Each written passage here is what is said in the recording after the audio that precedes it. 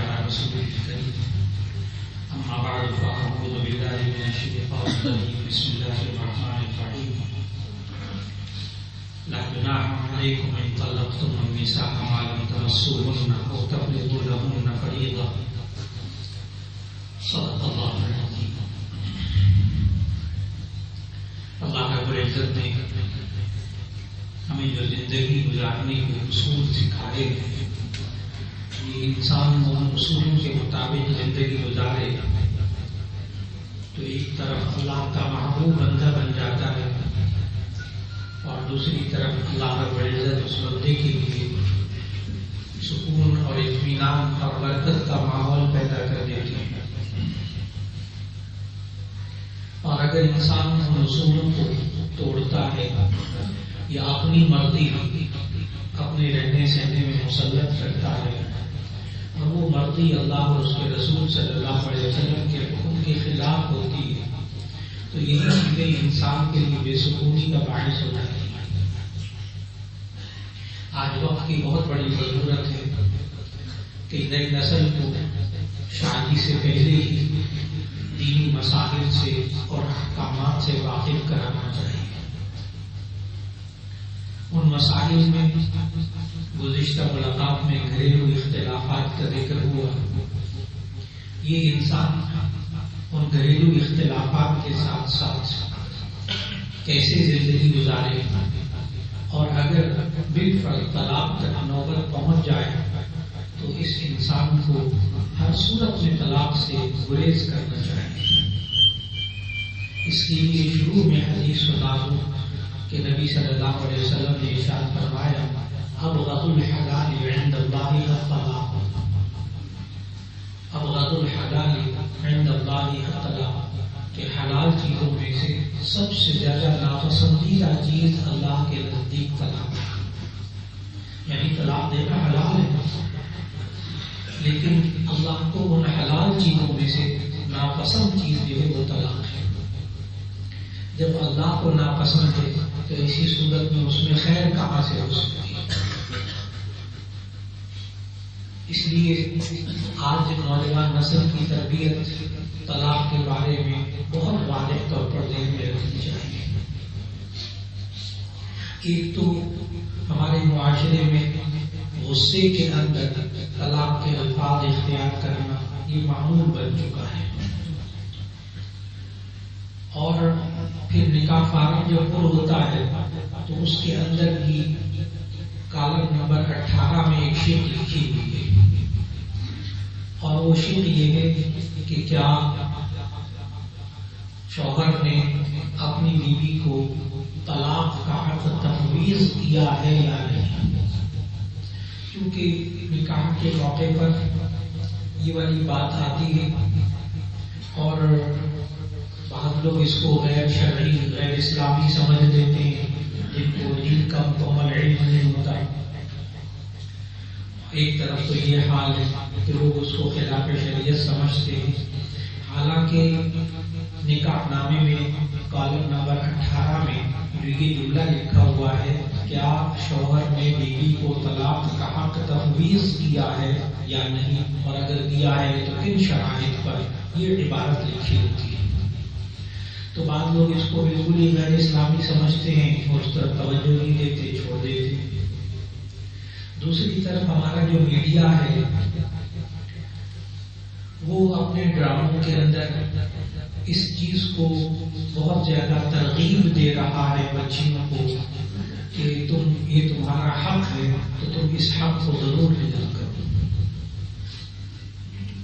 یہ باقاعدہ میڈیا میں ایک بہت بڑی وبا چلی ہوئی ہے کہ یہ خواتین ان کو حق حاصل ہے کہ یہ طلاق کا حق اپنے پاس رکھیں.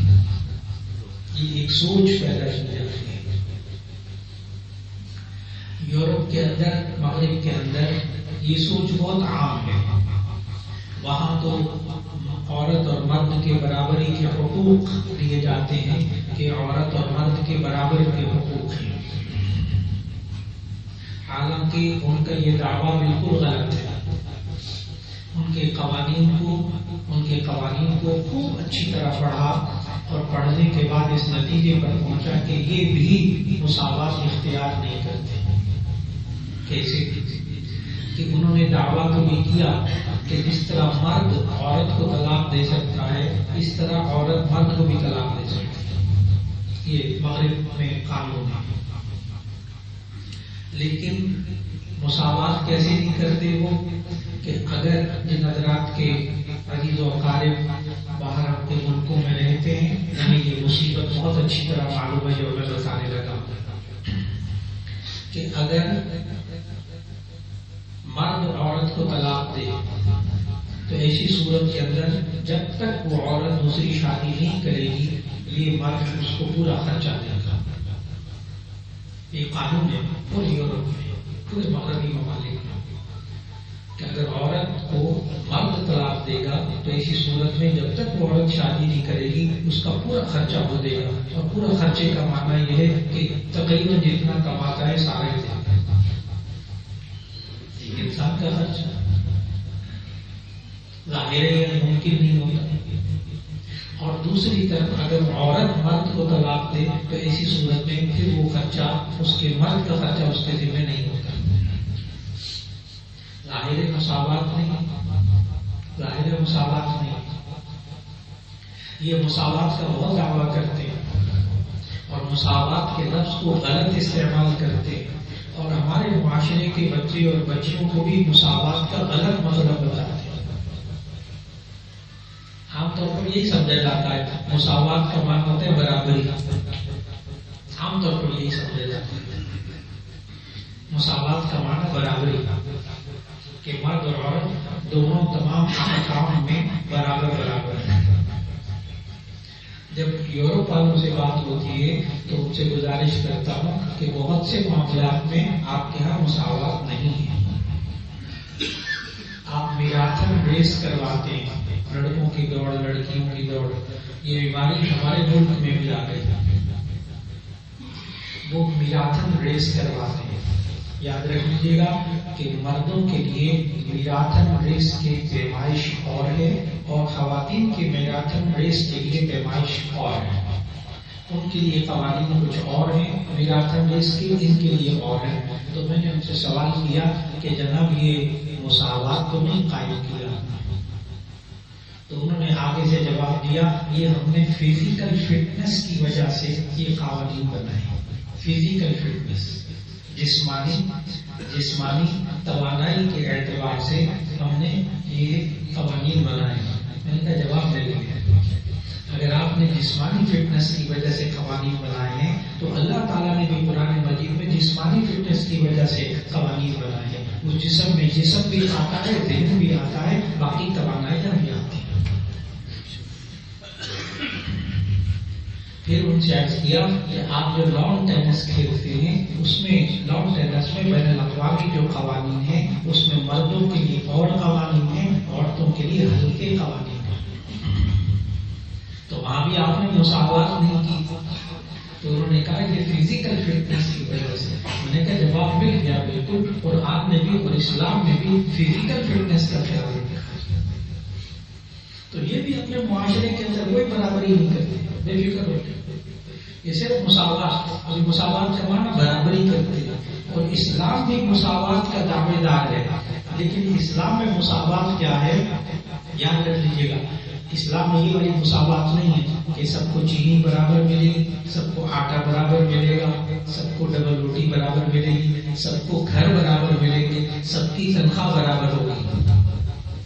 آپ کو معلوم کہ یہ پرانے روس کے اندر پرانے رشیا کے اندر یہ کمیونزم یہی تو تھا. یہی تھا. آپ 4 افراد ہیں تو آپ کو 4 افراد والا گھر ملے گا.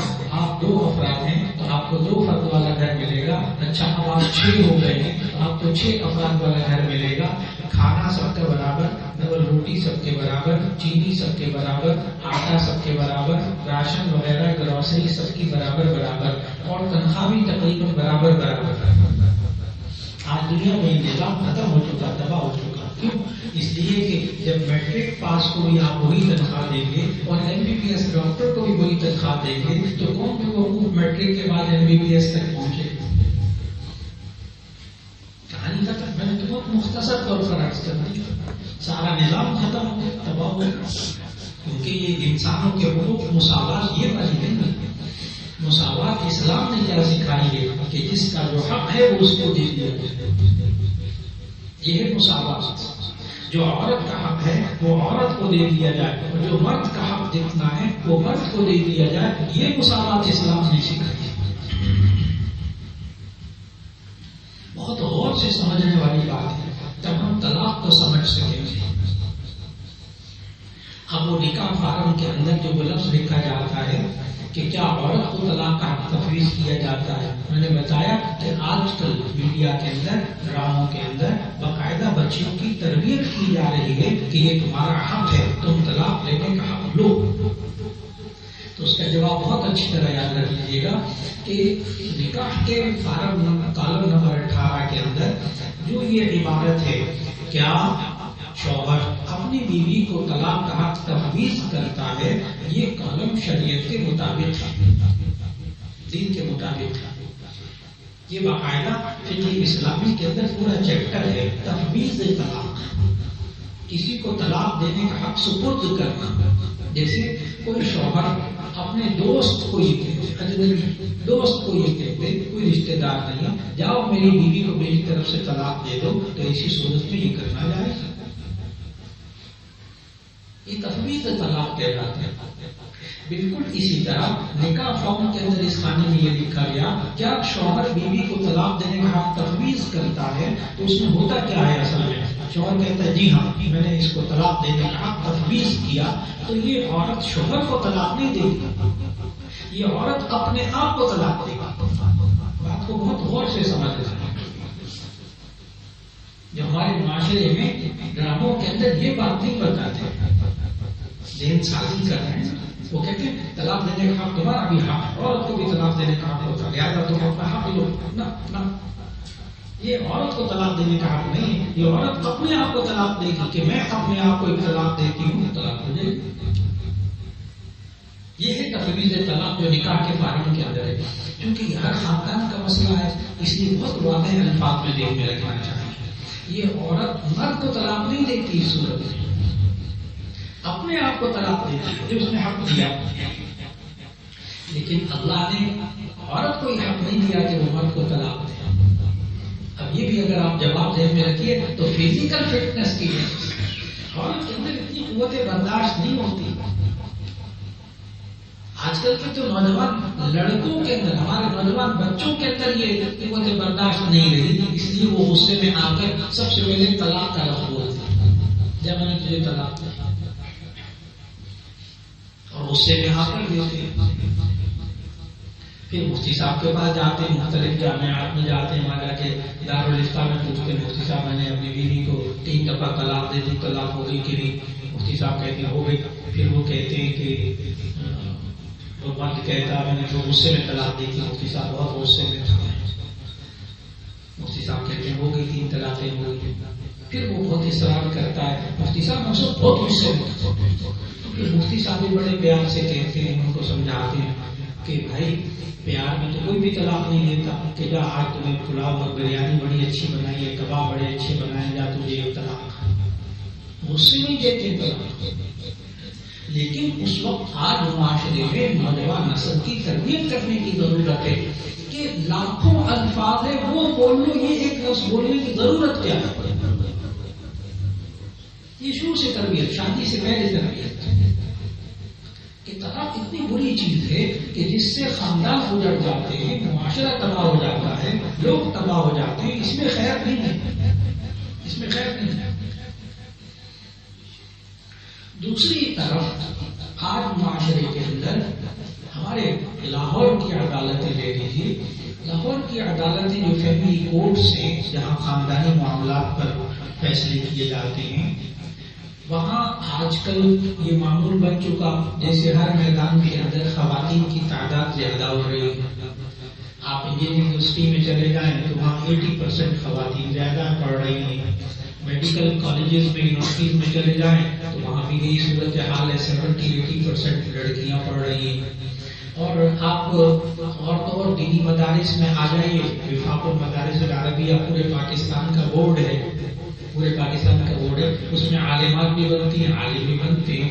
تو اس دفعہ بھی جو اب امتحان ہونے والے وفاق المدارس العربیہ کے رول نمبر جاری ہو چکے ہیں، تو اس رول نمبر کی تعداد کے مطابق جو لڑکے عالم بن رہے ہیں جتنی تعداد میں پورے پاکستان میں، اس سے دگنی سے زیادہ لڑکیاں عالمات بن رہی ہیں. حالات یہاں بھی یہ پورے پاکستان میں اس وقت حالات چل رہے ہیں کہ تعلیم میں لڑکیاں زیادہ آگے جا رہی ہیں. اور اسی وجہ سے جب فیملی کورٹس کے اندر جو جج بننے والی خواتین ہیں وہ ان کی تعداد بھی اب کافی بڑھ رہی ہے. LLB بھی کر کے اور وکالت پڑھ کے خواتین زیادہ مقدار میں آ رہی ہیں. اب ہو کیا رہا ہے؟ ظاہر ہے فیملی کورٹس میں زیادہ خواتین جج کو لگا دیا گیا، خواتین جج کو لگا دیا گیا. اب جو خواتین جج ہیں وہ اگر دین سے ناواقف ہیں تو ایسی صورت میں صورتحال یہ ہو رہی ہے کورٹس کی عدالتوں کی کہ لاکھوں بچیاں، سینکڑوں نہیں کہہ رہا، لاکھوں بچیاں وہاں خود پہنچ جاتی ہیں اور خلع دائر کر دیتی ہیں کہ میں اس شوہر کے ساتھ نہیں رہ سکتی، میں اس سے 1 سال 2 سال ہو گئے میرے اس کے ساتھ رہتے ہوئے، ہم دونوں کے درمیان انڈرسٹینڈنگ نہیں ہو رہی. یہ الفاظ ہے وہاں کے کورٹ کے، انڈرسٹینڈنگ نہیں ہو رہی، لہذا میں خلع دینا چاہتی ہوں.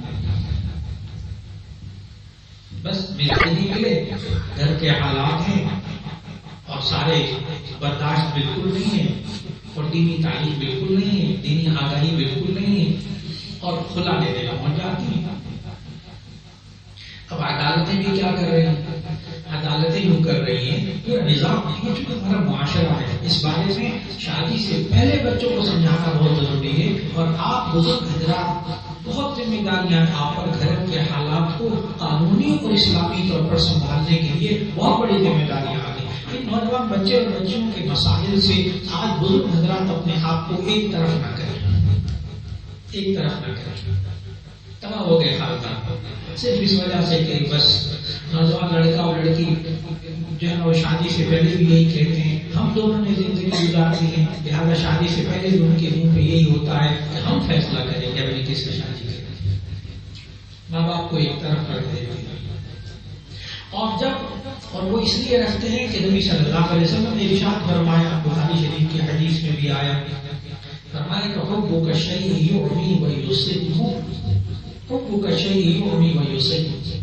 کسی چیز کی محبت آپ کو اس نوجوان کو اندھا اور بہرا کر دیتی ہے، نہ وہ کسی کی بات سنتا ہے، نہ اس کو لڑکی کے عیب نظر آتے، نہ اس کے خاندان کے عیب نظر آتے، کچھ نظر نہیں آتا اس کو محبت کی وجہ سے. تو حب کا شیء یعمی و یصم، سچے نبی صلی اللہ علیہ وسلم نے نوجوان بچے اور بچیوں کے جذبات کو ایک جملے میں، چھوٹے سے جملے میں بیان فرما دیا. اس کو سمجھنا ہوگا بزرگوں نے کہ حب کا شیء یعمی و یصم، ایک چیز کی محبت انسان کو اندھا اور بہرا کر دیتی ہے، نہ وہ کوئی بات سننے کو تیار ہوتے ہیں، نہ وہ کوئی بات دیکھنے کو تیار ہوتے ہیں. بس ہم نے جو فیصلہ کر دیا یہی غلطی وہ طلاق کے اندر کرتے ہیں. ہم دونوں نے میاں بیوی نے زندگی گزارنی ہے، ہم سمجھتے نہیں زندگی گزار ختم کرو اس کا، یہ جملہ ہوتا ہے. نبی صلی اللہ علیہ وسلم نے اس کے لیے بھی ہدایت دی. دیکھیے باریک باریک باتیں، چھوٹی چھوٹی باتیں، بڑے کام کی باتیں. نبی صلی اللہ علیہ وسلم نے ارشاد فرمایا، جامع ترمذی میں حضرت ابو ہریرہ رضی اللہ تعالیٰ عنہ سے روایت ہے، خود ہمیں بھی گھروں کے اندر یہ والا جو میں حدیث سنانے لگا ہوں اس کے مطابق مزاج بنانا چاہیے. ہم بڑوں کو بھی بنانا چاہیے، پھر بچوں کے اندر بھی وہ مزاج انشاءاللہ منتقل ہوگا. وہ جملہ بڑی توجہ سے سننے والا ہے. بعض حضرات نے، بعض محدثین نے حضرت ابو ہریرہ رضی اللہ تعالیٰ عنہ کو یہ قول قرار دیا، بعد نے نبی صلی اللہ علیہ وسلم کا قول قرار دیا ارشاد. لیکن بات بڑی گہری ہے کہ حضرت ابو ہریرہ رضی اللہ تعالیٰ عنہ سے روایت ہے کہ جب تم کسی سے محبت کرو تو سلیقے سے محبت کرو. احبب حبیبک ہونا ما عسى ان يكون بغيضك يوما. جملے کا ترجمہ عرض کرنے لگا.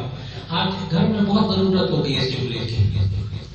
احبب حبیبک ہونا عسى ان يكون بغيضك يوما. کسی سے محبت کرو تو بڑے وقار کے ساتھ، ہو سکتا ہے یہ کبھی تمہارا دشمن ہو جائے. اب جب محبت ہوتی ہے، قلبی تعلق ہوتا ہے، سارے راز اس کو بتا دیتے، اپنی ساری کمزوریاں اس کو بتا دیتے، اپنے سارے عیوب بھی اس کو بتا دیتے، اپنے سارے ویک پوائنٹ سارے اس کو بتا دیتے. نہیں، ذرا سمجھ لگا، سارے گھر کے حالات، ساری پیچیدگیاں، اپنے ماں باپ کی باتیں، فلاں کی باتیں، فلاں کی باتیں، اور یوں کہنا کہ ایک دوسرے کو ہر ایک کی بات معلوم ہونی چاہیے. نہ طریقہ سلیقہ، ایسی باتیں مت بتائیے کہ وہ کبھی اس کو ہتھیار کے طور پر استعمال کرنے لگے. احبب حبیبک ہونا عسى ان يكون بغيضك يوما. کسی دوست سے دوستی کرو تو اس طرح وقار کے ساتھ سوچ سمجھ کر، ہو سکتا ہے کبھی ہمارا دشمن ہو جائے. اگلا جملہ بڑے غور سے سننے فرمایا وَبَغِضْ بَغِيضَكَ هَوْنًا عَسَىٰ أَن يَكُونَ حَبِيبَكَ يَوْمًا. کسی سے دشمنی بھی کرو تو وقار کے ساتھ دشمنی کرو، ہو سکتا ہے کبھی تمہارا دوست بن جائے. یہ انسان سختی میں آ کر بیوی کے اوپر وہ بولتا ہے، وہ بولتا ہے، وہ بولتا ہے، اور بیوی شوہر کے خلاف وہ بولتی ہے کہ تمام دروازے بند ہو جاتے ہیں، واپسی کے تمام دروازے بند ہو جاتے ہیں. نہیں، اختلاف بھی کریں تو بڑے وقار کے ساتھ. ہو سکتا ہے یہ رشتہ دوبارہ سلجھ جائے، ہو سکتا ہے یہ دوبارہ سلجھ جائے. اور سلجھانے کے لیے بھی وہ اصول عرض کیا کہ بچوں کو، نوجوان بچے اور بچیوں کو گھریلو اختلافات کے بعد خود فیصلہ نہ کرنا. اور میں وہ جو خلا کی بات بتا رہا تھا وہ یہ تھی کہ عدالتوں میں خلا دائر کر دیتے ہیں، عدالتیں نوٹس بھیجتی ہیں، 1 2 3 نوٹس بھیجتے ہیں وقفے وقفے سے. وہ شوہر نوٹس وصول نہیں کرتا، وصول کر بھی لیتا ہے تو جاتا نہیں ہے. ہمارے نوجوان بچوں کا مزاج کیا ہوتا ہے؟ اچھا میں نے بھی طلاق نہیں دینی، میں نے بھی خلا پہ سائن نہیں کرا، میں نے بھی عدالت میں نہیں جانا، لٹکی رہے. اب عدالتوں نے کیا طریقہ اختیار کیا؟ قانونی طریقہ ہے، لیکن وہ دین اسلام کے تقاضوں کے مطابق نہیں ہے. اور وہ یہ کہ اب یک طرفہ عدالت خلا کی ڈگری جاری کر رہی تھی دلہن کو، یک طرفہ طور پر عدالتیں اس وقت جاری کر رہی ہیں کہ عدالت کے لیے کہ ہم نے نوٹس دیے، لڑکا نہیں آیا، لہذا ہم طلاق کی ڈگری جاری کرتے ہیں. شوہر آتا ہی.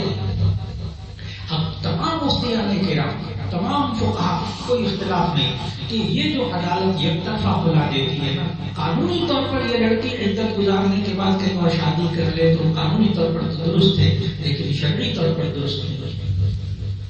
شرعی طور پر درست نہیں. شوہر کو حق ہے طلاق دینے کا، عدالت کو حق نہیں ہے طلاق دینے کا. بات کو بڑے توجہ سے سمجھنا. اس لیے اب شوہر کو اور بیوی دونوں کو سمجھانے کی ضرورت ہے اس معاشرے کے اندر. اور یہ بزرگوں کو سمجھانا ایک دو دفعہ نہیں، مستقل سمجھانا پڑے گا کہ اپنے رشتوں کو توڑو مت، جوڑنے کی کوشش کرو. اختلافات ہر گھر میں ہوتے ہیں، مزاجوں کا اختلاف، سوچوں کا اختلاف، رویوں کا اختلاف، ساس بہو کے اختلافات، دیوروں کے بیٹوں کے اختلافات، جوائنٹ فیملی سسٹم ہو یا نہ ہو اختلافات. تو ایسی صورت کے اندر ان اختلافات کے ساتھ زندگی گزارنا یہی زندگی کی خوبصورتی ہے، یہی زندگی کی خوبصورتی ہے. اور ایک دوسرے کو برداشت کرنا یہی زندگی کی خوبصورتی ہے. ایک دوسرے کے لیے ایثار اور قربانی کرنا یہی زندگی کی خوبصورتی ہے. اور یہی آج ہمارے گھریلو مسائل کا حل ہے. لیکن اگر بالفرض طلاق تک نوبت آ جائے تو ایسی صورت میں پھر آئندہ ملاقات میں تفصیل سے صرف طلاق کے بارے میں بات ہو سکے گی کہ کس طرح گھروں کے ماحول کو اگر یہ نوبت آ جائے تو اس کو کیسے سنبھالا جائے. کیونکہ یہ 3 طلاقیں بیک وقت دینے کے بعد سارا گھر اجڑ جاتا ہے. لیکن دین نے اس بارے میں اتنی گنجائشیں رکھی ہیں، اتنی گنجائشیں رکھی ہیں طلاق کے معاملے میں کہ حالات پھر بھی درست ہو سکتے ہیں. یہ انشاءاللہ آئندہ ملاقات میں اس پر تفصیل سے بات ہو سکے گی. اللہ رب العزت ہم سب کو اپنی نوجوان نسل کی اس بارے میں خود تربیت کی توفیق کرے گی.